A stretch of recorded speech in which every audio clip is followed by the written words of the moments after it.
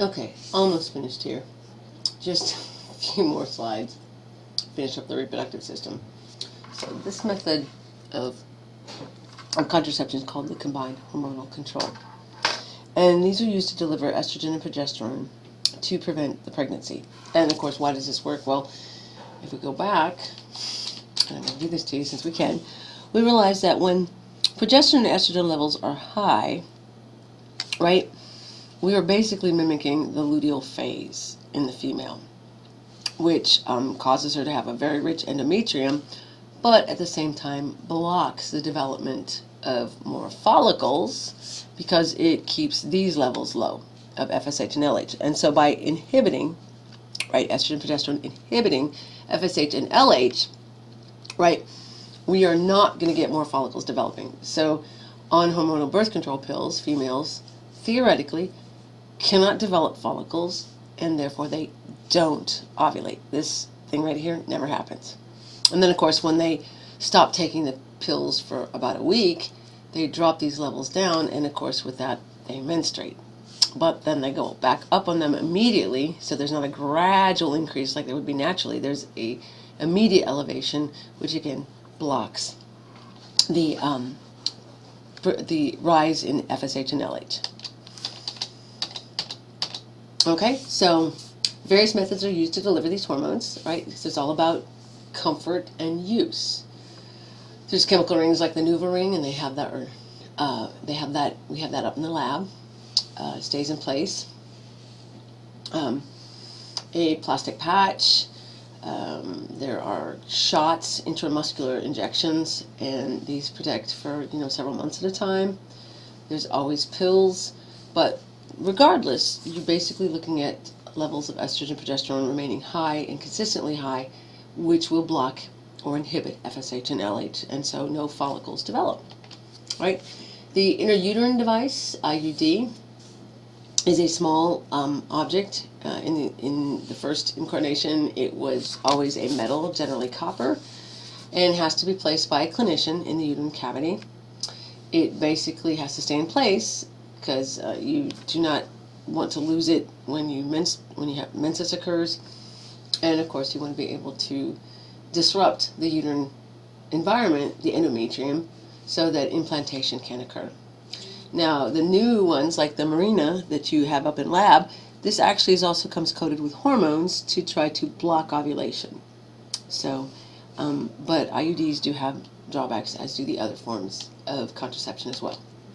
Surgically, we have, of course, the vasectomy and the tubal ligation shown here, and the idea is we're just going to stop, again, the ability for the sperm to get to the egg. The egg never progresses beyond the infundibulum, and the sperm can't get to it. And of course, in this case, the sperm never get out of the male body. So vasectomies are very safe, almost non-invasive, really, and very effective. And tubal ligations can be too, but there are, of course, it all comes down to the skill of the clinician.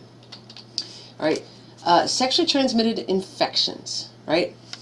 So I say here, this is a real concern for us as a society, and there has been proposals to have, people tested for a variety of these. I mean, seriously. The thing that, of course, prevents this testing from occurring is cost. It's expensive to do, and so who's going to pay for this, right? And what's going to happen to the information that is generated from this?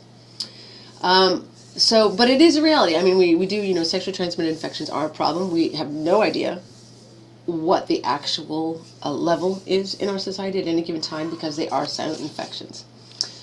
I put forth that bacterial ones could generally be cured because antibiotics are effective as long as they don't develop the microbe doesn't develop a resistance. The ones that are viral, like herpes, genital warts, AIDS, are more problematic. Viruses are a little harder to guarantee that they are eradicated. In many, the result of the infection is infertility, sometimes it's death. There are a number of symptoms, but it's easy to ignore these or confuse them with something else. And I'm not going to ask you to know the actual symptoms, all right? This is again, a news headline, a link I have here to look at, let's see, I embedded this and we'll see if it's still even active, as I wanted students to be able to think about. And we may have to just copy and paste the, oh, there it goes. Let's see if it's still active. Yeah, why not, right? And just bear, so the clock is ticking on the video. Just hang on there a second. Yeah, so this is about the HPV, right, the human papillomavirus, and its prevalence among U.S. adults. So this is a recent news release, about a year ago, right, April 6th. And so this is an approximation. 1 in 4 men, so 25%, 20% of women have a high-risk form of the HPV, which is known to lead to cervical cancers and other cancers. The proportion of adults with any genital form of the virus is more than 40%. So it's very high among us. I mean, as we're making estimates, we're not entirely sure. So we're looking at both the oral and genital sites, sex, race, Hispanic, so I mean a variety of different ways we're trying to figure this out and trying to help people. And these came from a pretty reliable survey we do called the NHANES, the National Health and Nutrition Examination Survey. And we want to try to, again, figure out the American or United States population. So this goes on to talk about the background. It says, but the estimates included any of the 37 HPV types, and again, as well as any of the 14 types deemed high risk for cancer. So they found that there's a certain percentage that had oral HPV, give you the breakdown of gender, or excuse me, sex and race. High-risk HPV was present in 4%, right? Overall, 42.5% of adults had some type of genital HPV, right? So this is a pretty high, and this is just for, again, one specific aspect of the sexually transmitted infections.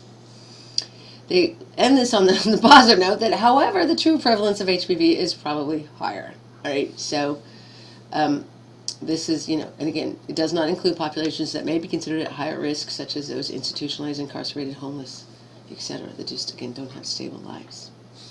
So they consider this conservative estimates of oral and genital HPV. So, yeah, it's not very positive news, and it's something that, unfortunately, is probably not going to get better, right?